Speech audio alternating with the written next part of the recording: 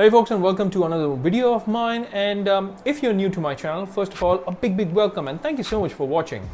If you're wondering what kind of content do I put out on my channel, then you can expect one tech related video like the one that you're watching right now on every Wednesday of the week, and one lifestyle or food related video on every Sunday of the week. Now that I've mentioned that, let's keep that aside and focus on the video today. Today's video is going to be about the 8 things or items or features that I would personally look for before I buy my next television. Now, if you've been watching my channel, you know that I got myself a Nokia TV with the Onkyo Sound bar, and I didn't do a lot of research before buying that. And my options back then were narrow, also because of the fact that the location where I'm located did not have a lot of TVs on the sale that was going on back then. So I finally opted out for the Nokia television. If you have read my comments as well, you know what I'm talking about. So in this video, because of the fact that a television is going to stay with you for the next 4 to 5 years, it should not be an object that you look at and regret. Meaning that every time you take a look at your TV, you're going to be thinking about the fact that why didn't I do more research before buying my television? So I don't want you to be in a position like that. So hopefully this video will focus on the 8 features or items that I would personally check before buying my next TV, and it hopefully will help you out as well, and it will help you make that informed decision, because you are gonna keep your television for the next 4 to 5 years at least. It's not something that you change every year or every few months, right? So with that said, let's get started folks and take a look at what are those 8 points.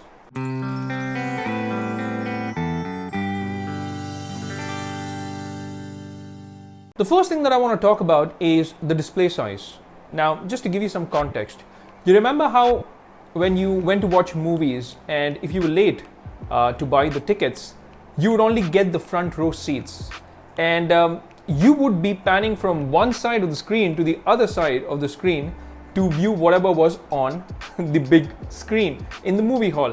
Now, that causes a lot of strain on your eyes. So I don't want you to fall into a scenario or a situation like that, and that's why I believe that display size is definitely one of the most important things that you should consider before buying your next TV. Okay, so now this is a 65-inch TV running in my living room, and my living room is not very big, and the placement of the TV is around 11 feet away from where we sit. So if that is the TV, this is where we sit, and just to give you the exact measurement, it's around 11 feet. So that's the distance. If your TV is 65 inches and above, I think a distance of at least 11 feet should be there between you watching the TV and the television itself. Now this is the TV in my bedroom, and this is around 50 inches. And this has a distance of around 10 feet. So the optimum distance for say about 50 to 55 inches TV should be around 9 to 10 feet, and for a 65 inches, like you saw in the previous section, would be around at least 11 feet. So this is about 9 feet, and that is the optimum distance for a TV which is 50 or 55 inches. So what about a TV which is 43 inches? Now for a TV which is 43 inches, first of all, I don't have one, but just to give you information on what kind of an optimum distance should you have while watching a TV which is around 43 inches, then I believe somewhere around 7 to 8 feet. 7 feet should be good for a TV which is around 43 inches. Now the second point that I want to talk about while buying a TV is your panel technology and also your backlighting technology. Now why is this important? When it comes to the panels, you have got a couple of options to choose from, like an IPS panel or a VA panel. Why is this important? Well, an IPS panel offers better viewing angles, whereas a VA panel offers better contrast ratios. Now personally, for a person like me, I like viewing my content sitting right in front of the TV. And I also play a lot of games. Therefore, for a person like me, I would personally pick a VA panel, although it's cheaper by the way. So you may save a few bucks there as well. An IPS panel is comparatively more expensive to a VA panel. But because of the higher contrast ratios, my pick would be a VA panel. However, if you've got a bunch of family members who are sitting along with you and who are watching TV from an angle, then of course it's better to go with an IPS panel. It's different strokes for different folks. When it comes to the backlighting technology, I have made a separate video on this as well, talking about backlighting like edge lit or D-LED backlighting, direct LED backlighting that is, or full array backlighting.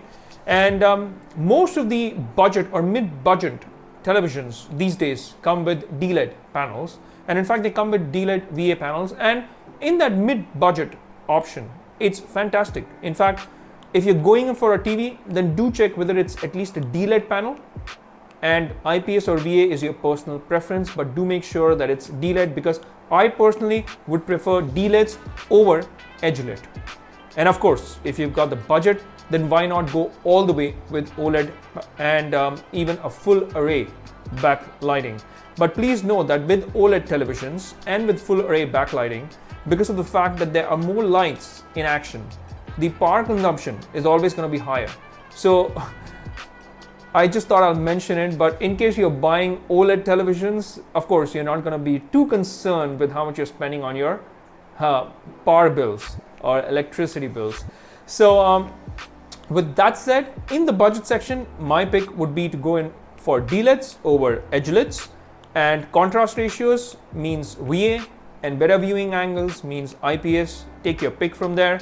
And if you've got the budget, yes, go in for OLEDs with full array backlight. The third point that I want to focus on is the resolution and HDR. Now, surprisingly, in 2021, we still get HD ready televisions, especially when it comes to the lower screen sizes like 32 inches. You get televisions which are just 720p, not even 1080p. And in 2021, I believe if you're buying a TV, there's no point going along with a 1080p television. Go for a 4K display, a 4K TV. And the benefit of going along with a 4K is the fact that it also comes along with HDR technology. Not that 1080p TVs don't come with it, but it's just that it's so much better on a 4K display. Now, with HDR, you have different types of HDRs, by the way. You have your HDR10, which is your static HDR. You have your Dolby Vision or your HDR10 Plus, which is a dynamic HDR, where it's displaying the images on a scene-by-scene basis, and it's rendering those images and putting out those colors in front of you on a scene-by-scene basis. That is your dynamic HDR. And Dolby Vision and your HDR10 Plus help you achieve that in a TV. So my recommendation would be, oh, by the way, before I give my recommendation, forgot to mention there's also the HLG HDR format, which generally is used for broadcasts. So you would find it quite common among the televisions, even in mid-budget range. So most of the televisions will come with HDR10 and with HLG. But a lot of the budget segments has now also started offering Dolby Vision, and that is my pick. If you want to buy a TV, then definitely pick up televisions which have the Dolby Vision HDR format over the standard HDR10, because like I said, it's dynamic HDR, and there every scene is putting out these brilliant colors in front of you on a scene by scene basis. And not just that, the information that you see on the screen, every part of the screen, all right, displays different information because it's dynamic HDR. That's why Dolby Vision is my pick. And if you're buying a TV, do not buy with just HDR10, buy with Dolby Vision. Now, most of the content providers like Amazon Prime or Netflix or Disney Hotstar, they all put out content in Dolby Vision these days, and the colors really pop out. They look really good when it comes to Dolby Vision. That's why do not buy a TV which offers only HDR10. Buy one which offers HDR10 Plus, or Dolby Vision is the preferred HDR format. Now, the fourth point that I want to talk about is your connection and ports. Most of the televisions these days, they all come with standard 3 HDMI ports or 2 USB ports, 2.0 ports, and even the HDMI is generally HDMI 2.0 in most of the televisions. Why am I talking about the connection and ports is because of the fact that now that we have the next gen consoles come up, some of the TVs also come with 120 Hz refresh rate. Take the Samsung Frame TV as an example. Some models do come with 120 Hz refresh rate, and if you have televisions like that which offer 120 Hz, please also check whether it offers HDMI 2.1, because then it can take advantage of the next gen consoles like PS5 or Xbox Series X, and it just has higher bandwidth compared to your standard HDMI 2.0. In fact, 3 times what the HDMI 2.0 delivers. So HDMI 2.1 gives you 3 times of what HDMI 2.0 delivers, and that is a significant leap. So it transmits data much quicker, therefore your information on the screen would look much better. There will hardly be any stutters, hardly be any lags. So if you want to future-proof yourself, make sure that you buy a television which has HDMI 2.1, and if it is coupled with a television which is 120 Hz, man, that's the icing on the cake, nothing like it, and you will enjoy playing those games on your HDMI 2.1, and not just games, even your HDR content will look fantastic on your through your HDMI 2.1 cables. Now the fifth point that I want to talk about is the sound in your TV. Now a lot of these televisions, they have come up with this concept of integrating a sound bar with your television. So a lot of TVs in India, like the Hisense Tornado, it comes with a JBL tuned acoustic sound, and it has a sound bar right at the bottom which offers 102 watts of output, RMS output, and that is phenomenal. And what these TV manufacturers are also doing is that offering Dolby Atmos at that price, along with these mid-budget TVs as well, like the Hisense Tornado or the View Action TV. So you would not have to invest in an additional sound system or a sound bar. Therefore, my recommendation would be to go along with a television which actually offers Dolby Atmos, because that makes a difference. Again, it's all about future proofing, right? So with Dolby Atmos, you will be future proofing, and not to mention that it of course offers fantastic surround sound. So you can actually experience sound coming from all angles, from all different parts of the screen. That's the kind of effect that the Dolby Atmos actually gives out. So my recommendation would be to select a TV which offers Dolby Atmos or DTS surround sound. DTS surround sound is also phenomenal. In fact, a lot of movie theaters actually work along with the DTS surround sound. So if you have a television, at least check for Dolby Atmos or DTS surround, and you will be happy with your purchase. The sixth point that I want to talk about is your smart TV platform. Now, we live in a day and age of smart televisions, and with smart televisions you have many operating systems, because if you take a look at LG televisions, it comes with its own operating system. Samsung comes along with its own operating system. You have Toshiba, which comes along with the Vida operating system. You now even have Amazon Fire TV OS, and finally, I think personally at the top of the list would be Android TV. And the reason why it's at the top of the list is because it's easily available in a budget in almost all televisions right now. And the benefit or the advantage that comes along with Android TV is the fact that you get access to a multitude of apps. In fact, a plethora of applications that you get access from Google's Play Store. And not just applications, but even games, if you're really into Android TV gaming, that is. I personally am not, but in case you are, then hey, you've got a choice. You've in fact got a lot of choice when it comes to gaming as well, and you can choose from so many games that are on the Android TV Play Store. So with that said, I personally would select a television which comes along with Android TV. And the reason why I select Android TV is because of the variety of apps and games that I can choose from.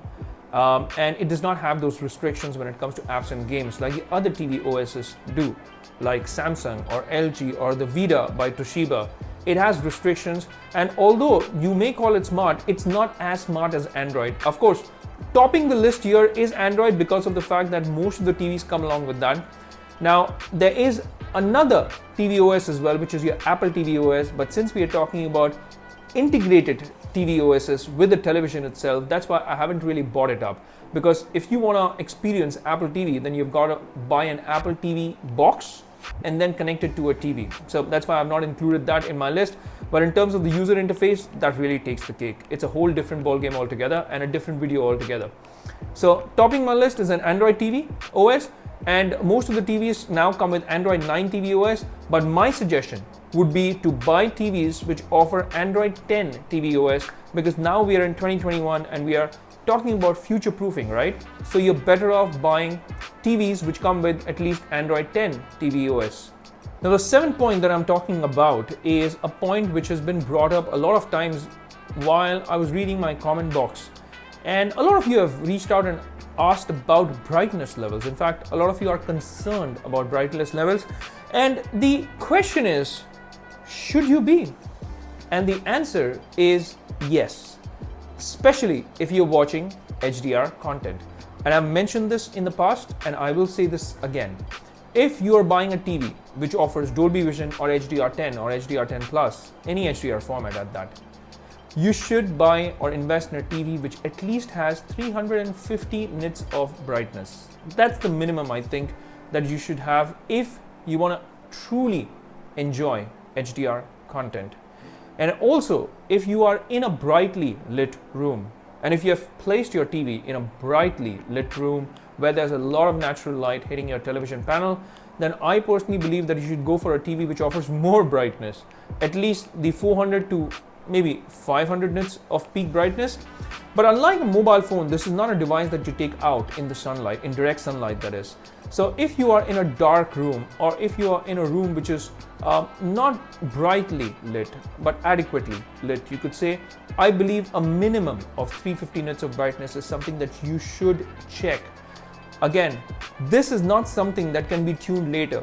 For instance, if you don't want if you don't have a good enough sound system, you can always connect your TV to a better sound system, so you can upgrade it, right? If you don't have Android 9 TV OS, you can always buy an Android TV box which has Android 10 or Android 11 TV OS, so even that can be upgraded. But can you upgrade a brightness level in a television? No, you can't. So that's why you are better off checking this before you buy your television, and at least 350 nits. Remember that number, at least a bare minimum of 350 nits. The more, the better, and it will give you a better experience if you're enjoying your content in Dolby Vision or in HDR10. Finally, my last point is like a polarized point, because a lot of people do not enjoy motion smoothness in TVs, while the other camp definitely enjoys motion smoothness. By the way, I have made a video dedicated to what is motion smoothness, aka MEMC, or in some TVs now they even call it RTCE. I know, very technical terms, but in simple words, it's nothing but motion smoothness. What does it do? It improves the motion in your television, meaning that if you've got action scenes, if you've got fast moving scenes, if you've got sports that you're watching, you would enjoy them if you've got a television which has got very good motion smoothness. Now, I understand that a lot of TVs put out very, very jazzy technical terms, like it's got this AI, it's got this engine, it's got reality flow engine, etc, etc. But all you got to do is just check whether it's got MEMC or not. If it's got MEMC, it would mean buttery smooth images. All images, in fact, would look like it's running at 60 frames per second, because please note that most of the movies are shot at 24 frames per second, and it would even make those movies look like it's running at 60 frames per second. If you're not really into it, do not buy a TV which offers MEMC. But hey, I would rather take my words back. Sorry, I correct myself, and like I say in every other video, it is better to have a feature and the ability to turn it on or off than to not have that feature at all. So a lot of these TVs do come with that on or off button when it comes to MEMC. Don't like it? Turn it off. Love it? Turn it on. So personally, I would check a TV which has MEMC, because I believe it makes action sequences better, it makes games look better, and it definitely makes sports look better. So definitely buy a TV which offers MEMC. A lot of televisions now do come with MEMC, like the Hisense Tornado, the View Action TV, or even the new Redmi TV which was launched.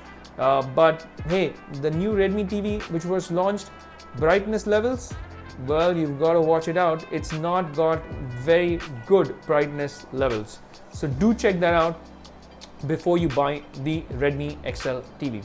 So that's point number 8, motion smoothness. So what do you think of this video, folks? Do let me know in the comment box. Do you think I've missed out on any other important point or feature that should have been included in this video?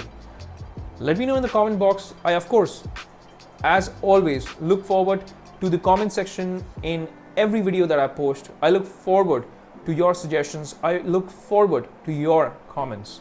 And even after posting this video, I'm gonna have my eyes set out on that comment box and I'm gonna wait for your comments to come in.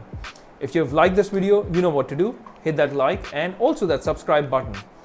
In case you want to get notified with all my latest videos, you've got to hit that bell icon, because as soon as I upload my next video, you will be notified that I have a new video released. That brings us to the end of this video, folks. That's a wrap for this one. This is me signing off. Until we meet again in the next one, take care, stay safe, and may God bless you all.